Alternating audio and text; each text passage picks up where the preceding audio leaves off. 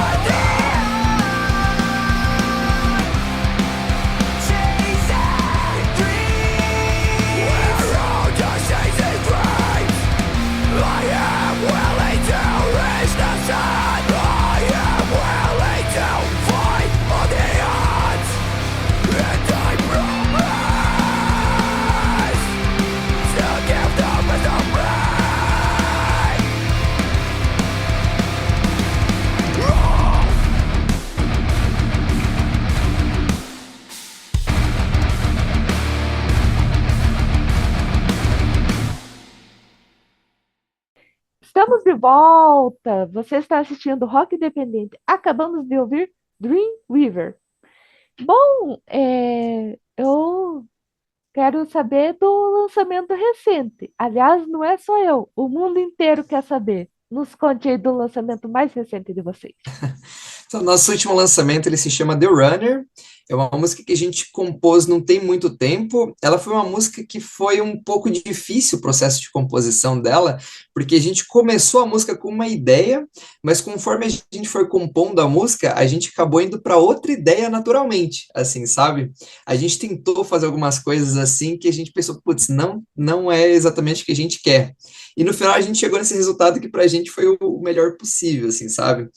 É uma música assim que ela é bem desprendida de gênero, na minha opinião. Muita gente concorda assim, a gente vê muita gente compartilhando, né? Ah, para quem gosta de metalcore e tal, pô, e pra gente é legal demais, porque a gente gosta muito desse estilo, assim, sabe? Uhum. Mas em questão de composição foi mais ou menos por aí, sabe? E em questão de letra, é uma letra mais pessoal, minha, assim, que ela fala de um momento que eu vivi na minha vida, assim, e momento que eu ainda continuo vivendo, assim, né? Vem muito dessa ideia de você ter que correr atrás do tempo, você achar que a vida tá passando e, né, tem muito essa ideia aí. Pois é, e isso é muito profundo, muito profundo. E eu dizer que eu curti, né? Eu Ah, obrigado. curti bastante. Tem muito talento. Vale Ah, investir. obrigado, viu? Vou anotar aqui. Anotado. Bom, como faço sempre essa pergunta, eu gosto da, da opinião. Me diga, qual que é a melhor música da banda? Nossa, essa é uma pergunta bem difícil para mim, viu? Porque é muito de fase, assim. Tem vezes que eu gosto mais de uma, mais de outra. Eu acho que, assim, do público, pelo que a gente vê, a favorita, assim, quase todo mundo é a Dreamweaver, né? Que é a nossa música, a gente até brinca que às vezes é a nossa Ana Júlia, assim. Quem conhece a banda conhece a Dreamweaver, né? Atualmente, para mim, a minha favorita é essa última, né? A The Runner, até porque é o nosso último lançamento, né? A gente tocou pouco ela ainda, né?